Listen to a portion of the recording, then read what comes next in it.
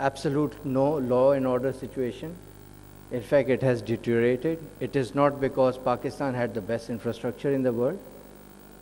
It was not because Pakistan was the most developed country. It was purely because of the fact that they realized the talent and the skill sets which are available in this country. And that is the reason why today in Europe, Middle East, Africa, wherever Teradata is doing projects, it is being implemented by people from Pakistan. So that's what we talk about, having the right people, the right skill set, and the right attitude. And that's where you say that you use the talent to really gain competitive advantage in the market. And you know, we do talk about leadership being pivotal, but I think as there was a small exercise done where someone said, I have a leader in me, and I should make a promise to myself that, you know, I will let that leader in me drive me. I think that is very true, because all of us need leaders, absolutely, but we need to have that drive among ourselves. And the key thing is that you should have leaderships. The leaders are there. I've been running an organization, but I think from my perspective, since this morning we have heard a lot of very successful leaders talking about what their perspective about leadership is, what their perspective is about how the leaders should be going ahead. I honestly do not have a radically different idea about it. I would conform and disagree to some of the ideas, but I would say mostly from my perspective, to get the maximum out of the talent you have, some key ingredients which are there are that one should be able to, obviously we've talked about the fact that you need to be able to attract, you know, train and retain and motivate employees. That's there. But the key thing is that you need to make sure that you need to align your employees, your associates' goal to your corporate objectives, what your vision is. So the key thing for any leader is not only to have a vision for the success of the organization, but more importantly, then also understand what is the talent they would need to ensure that that vision is fulfilled, to ensure the right attitude and the talent is available in the organization so that they can reach to that desired goal, to that desired success. So the key thing is not only having the vision, but also understanding what it takes, what talent it takes to really achieve that vision. Then obviously the important thing is we all understand that in your organization, it is not possible to have all employees of the same skill set level with the same mental disposition. So it is important, again, to understand the strengths and the limitations of your associates. And not only understand, but then be able to leverage those strengths as well as those limitations. Because the key thing is, if the strengths are there, you know, it's the easier part. The important thing is to understand the limitations of your associates and see how to get best out of them with those limitations. And that, I think, has an important role from the leadership perspective. The other important aspect is that, you know, you need to be sincere to your employees. It's not just that you tell them that, look, you are great guys, you are the champions, and don't mean it. If you want them to succeed, if you want them to help you succeed, then you have to make sure that you take care of them. It doesn't have to be always in terms of monetary gains. It is to understand their overall needs, whether it is to conform, whether it is the social needs. The monetary aspect obviously takes a major chunk, but you have to make sure that it is not, and then again the important thing is then you cannot be selective about it. Gone are the days where people used to say that I will have few select people who I will make happy and the rest I treat like slaves, because I can replace them even if they go. Because now to have sustainable success, you have to look at your talent, you have to take care of your talent. That's the key thing. Another important aspect is that the leaders should not only look at giving the vision, giving the direction, and sharing the direction. By giving the direction, I do not mean the autocratic style, but the fact is that not only that you should be giving the direction, but then you should be part of the team to ensure that you are there to the end with them, ensuring that they know you are there. It's not that you come up, you give a nice speech or a nice email, and then they are there to toil, which means if they are working 18 hours a day, you need to show up there also. You have to lead by example. That's the key thing. You have to be there with them to ensure.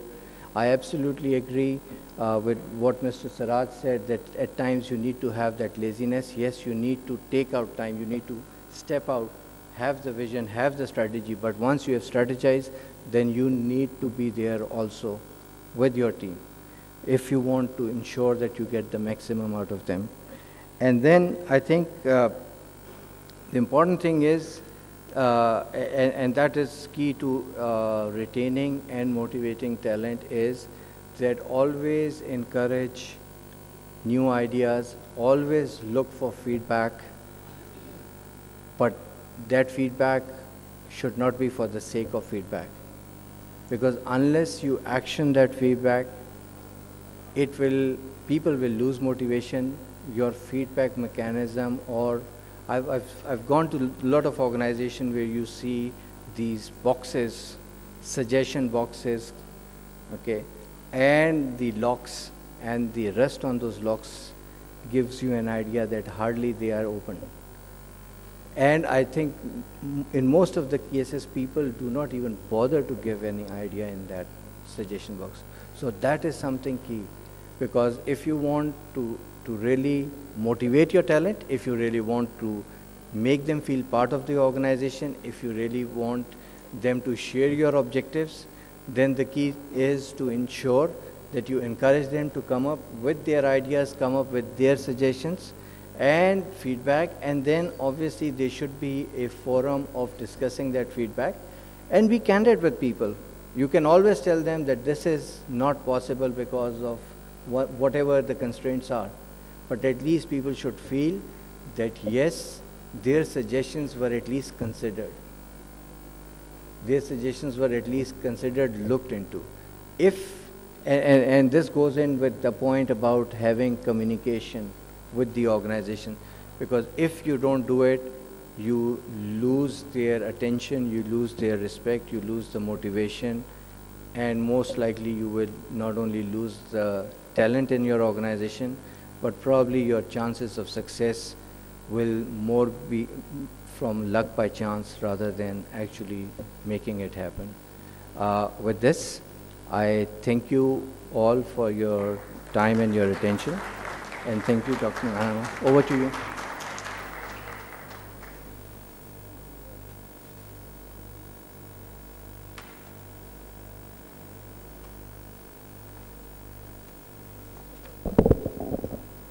Using a contrasting style, that was a very sober and very precise analysis of leveraging talent to drive business outcomes. And I'm sure if you are a student of active listening, it would have definitely impacted on your intellect, because there were very valuable points that were given by a very successful CEO of this country.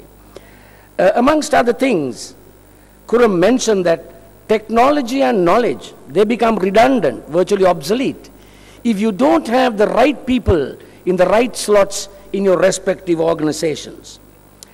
That's like having square pegs in round holes.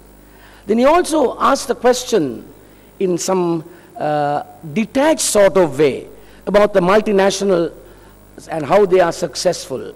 That is because they adhere to systems and methods, and they have the right people in the right job, and they recognize talent in more ways than one.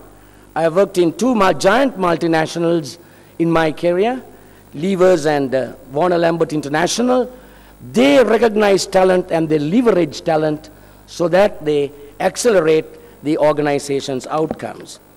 Then the last key point that he mentioned was, a leader must not think himself as a powerful personality, but he must think of himself as an integral part of the total team. That's the point that is stressed just prior to conclusion. In fact, I would make this quotation: the modern manager, right, is not a boss, but on the contrary, a leader of people. He also mentioned the need for the leader to regularly communicate effectively corporate objectives vis-a-vis the results. It reminds me of a great communicator, Howard Baker Jr., when he said, even in the high-tech world of today, the most important asset is people. People communicating with people is the key to the success of an organization. So thank you very much, Khurram, for 3 key points amongst other things that you mentioned. You know, even at the risk of being accused of digressing, I am compelled to make this statement before I present the final speaker for the day.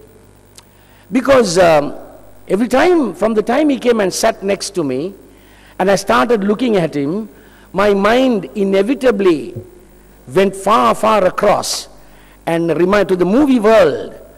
And it reminded me of the dynamic male star of Titanic.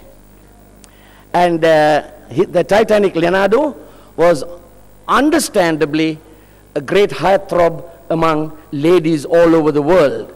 So I hope that won't be a distraction, because he is a very responsible and a result-oriented managing director of an international company. Ladies and gentlemen, to talk to you on unleashing and empowering people for high performance, I give you Peter Hanks, Managing Director of Oriflame Cosmetics Pakistan Limited. अस्सलाम वालेकुम, सब ठीक है? पाकिस्तान बहुत अच्छा है, और इधर के लोग बहुत अच्छे हैं.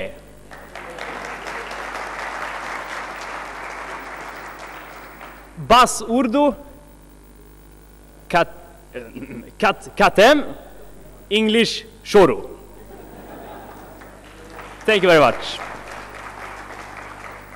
First of all, I would like you to give yourself a hand for staying till the end. It's not easy to be the last speaker in a conference, but it's not easy to be the last listener in a two-speaker either. So please give yourself a big hand before I continue with my speech.